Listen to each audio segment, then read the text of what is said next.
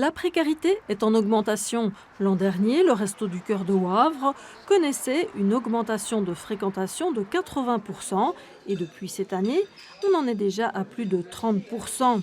La situation est d'autant plus difficile que les 18 Restos du Cœur du pays ne reçoivent aucun subside public. C'est donc le règne de la grande débrouille. Nous avons de nouvelles demandes, 2 à 3 par semaine, de gens qui n'étaient jamais dans la précarité avant et qui viennent nous voir.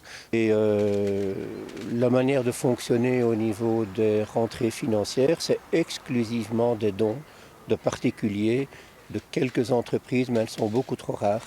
Il faut rappeler que nous recevons certaines choses des magasins, des invendus, des produits frais ou des denrées non périssables. Mais nous devons aussi acheter pour arriver à avoir assez de produits pour nos bénéficiaires.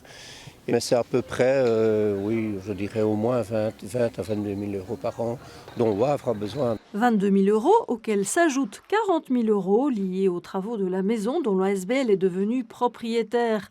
L'endroit sert de magasin social et d'entrepôt pour la distribution de colis alimentaires. Il sert également des repas les lundis et samedis.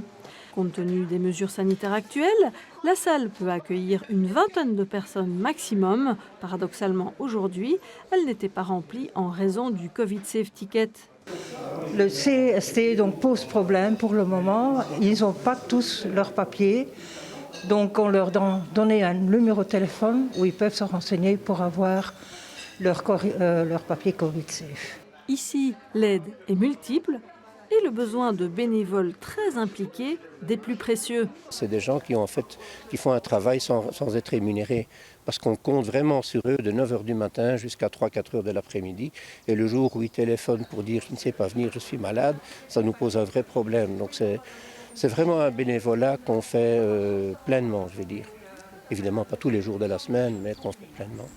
L'association a besoin du soutien de tous et rappelle plus que jamais que la pauvreté n'est pas une fatalité.